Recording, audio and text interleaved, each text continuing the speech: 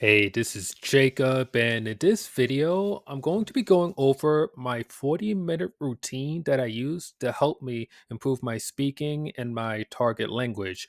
Now, in case you don't know, I'm actually learning three languages at the same time. I'm currently studying Spanish, French, as well as Esperanto. And compared to my other languages, like Esperanto has is probably the strongest language that I'm learning right now. That's the one where I have the most skill in compared to Spanish and French. And this year, I decided to make it a point to really focus on improving my speaking in Esperanto.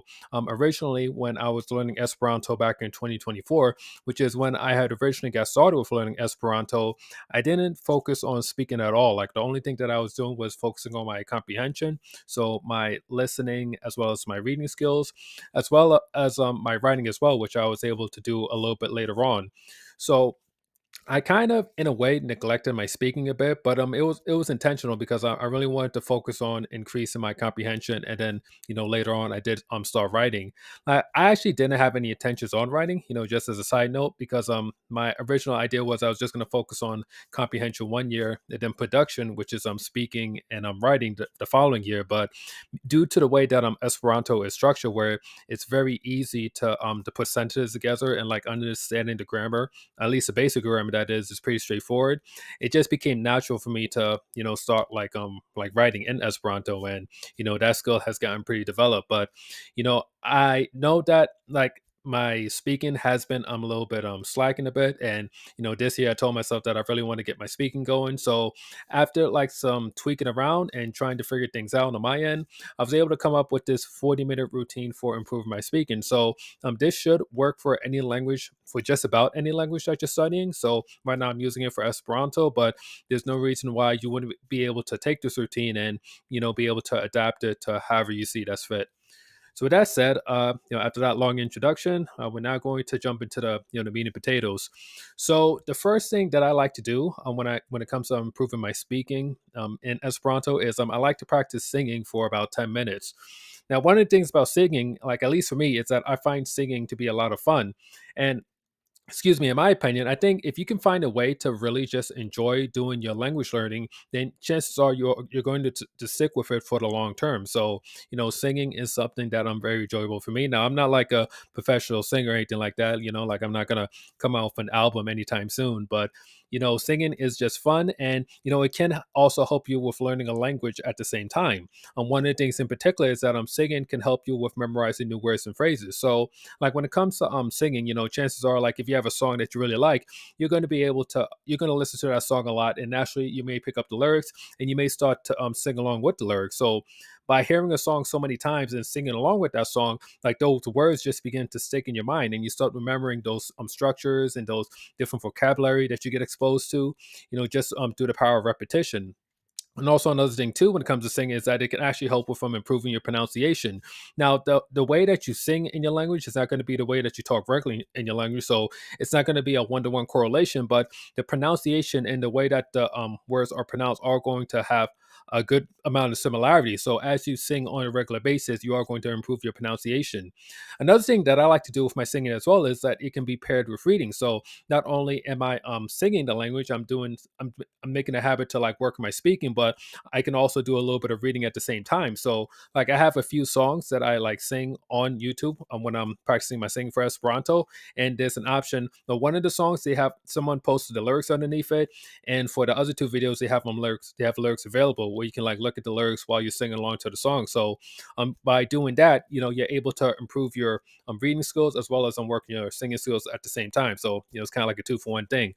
So another thing too, like when it comes to singing, like my recommendation is that if you're going to do singing as a part of like your routine for improving your speaking, you want to have anywhere from about 3 to 5 songs in total. Like around that amount should be enough for you to get at least some 10 minutes worth of singing in. Like for me, I have 3 songs that I use, and in total it adds up to just a little bit over 10 minutes. But I just like to call it like 10 minutes of singing, just for the sake of simplicity. But yeah, like depending on the length of the song, you may need up to 5 songs, so that way you're able to get in like 10 minutes of singing.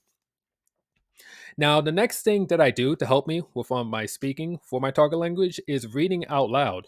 So One thing that's really cool about reading out loud as opposed to like I'm reading silently is that it you actually helps a lot with improving your comprehension. You see, when you're reading silently, like and you're just looking at the words and you're saying the words in your head, it's very easy for your mind to get distracted and like just have a bunch of like random thoughts pop up, and then before you know it, you're not really paying attention to the book, and now you're just kind of paying attention to all the stuff that's going on in your head.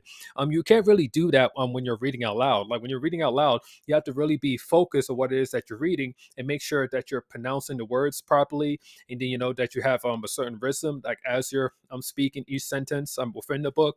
So by that alone, by the fact that you're able to focus so much more when you're reading out loud, it really helps. It really aids with comprehension.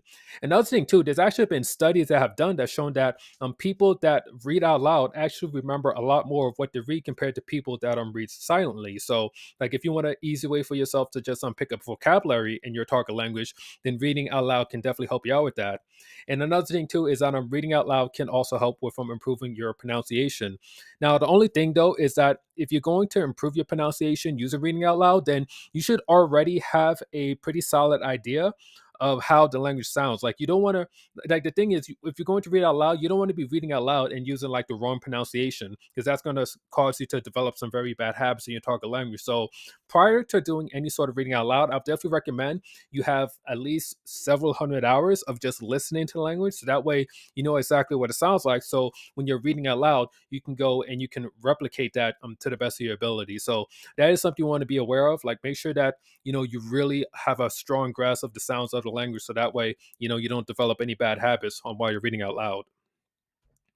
So another thing that I like to do, to work on my speaking is shadowing. So I did not come up with this technique of shadowing. Now there is this guy named Alexander Arguelles. I don't believe he came up with the technique as well, but he is the one that's most associated with it. And he actually has a couple of videos on YouTube where he really like fleshes out his process and his whole approach to shadowing. So it's really powerful when it comes to like working on your speaking among other things. And one thing that shadowing does is it helps to improve your rhythm and your pacing when in the language. Like you'll notice that as you like study different languages, like each language kind of has like its own rhythm and its own pace. And when you're doing the shadowing and you're speaking when that person is speaking at the same time or as close to the same time as possible, and you really make it a point to copy exactly how the person is speaking, it really helps to ingrain that rhythm and that pacing into the way that you speak the language. It also really helps with developing your listening skills as well, because when you're shadowing, you have to make it a point to really listen as much as best as you can to understand what that person is saying. So that way, when you replicate it, it sounds as close to how that person says it as possible. So it really forces you to hone in on your listening skills and really capture every nuance of how the person is speaking. And last but not least is shadowing can help you develop a more native sounding accent.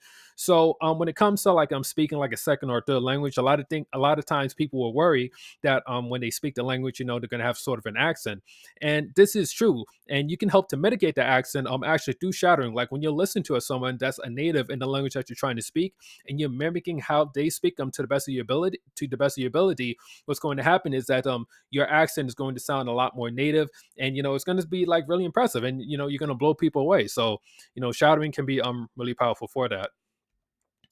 Okay, so next thing, what I do to help myself with my speaking is talking to yourself.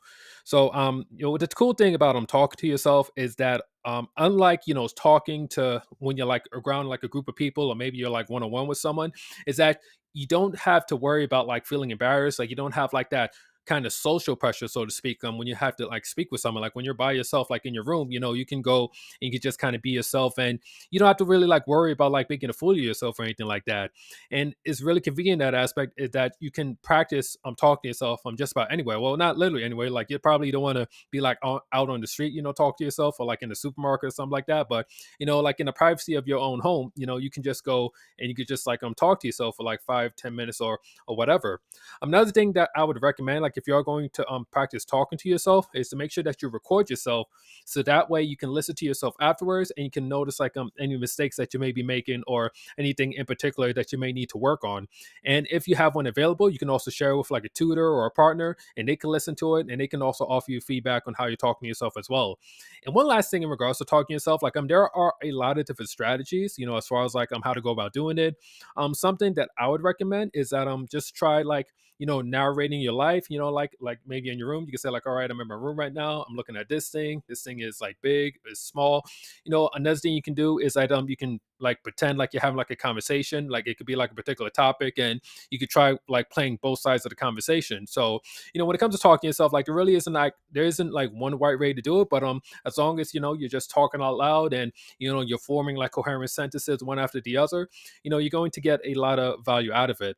And last but not least, I didn't write this on the slide, but when it comes to talking to yourself, like I would recommend like in the beginning, like breaking it up into like 2 5-minute sections. So like you talk for 5 minutes, you give yourself a break, and then you talk for another 5 minutes, because like talking for 10 minutes straight could be a bit challenging. So you're definitely more than welcome to like break it up into 2 5-minute pieces, and then as you get more used to talking to yourself, then you can like go for like 6 7 or however long you feel comfortable doing.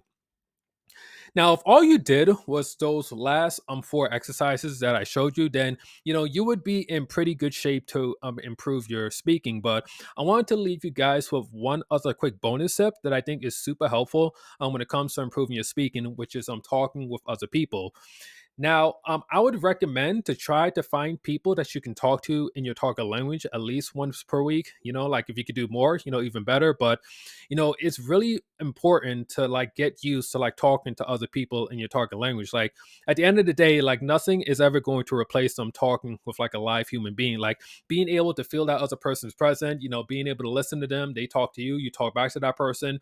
Like that is an experience that has yet to be properly simulated. Like I know a lot of people try to like talk with AI, and I know there's some AI tools out there where you can sort of like communicate with them.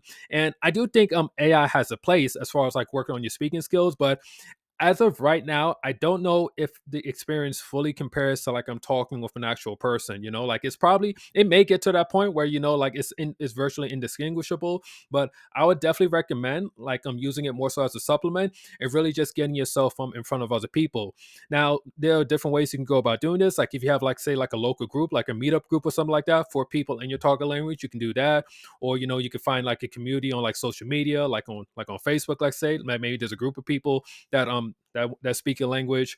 Another thing you could do as well, like if you have a few extra dollars to spend, you could use something like italki, where you can go and you can partner up with a tutor who speaks the target language, and you can just practice talking with them using that. Now, of course, that does require some money, and I've actually did an entire video about italki in the platform, and I just go over some of its features. So you should see that pop up at some point. Yeah, definitely hope you guys got a lot of value out of this. And if you have any tips on how to go about improving, speaking in your target language, definitely feel free to share it down below. And if you enjoyed this video, I would definitely appreciate it. If you give this channel a subscribe. I try to release videos like this every week. This is Jake Laguerre. I'm signing off, and I will catch you in the next one. Peace.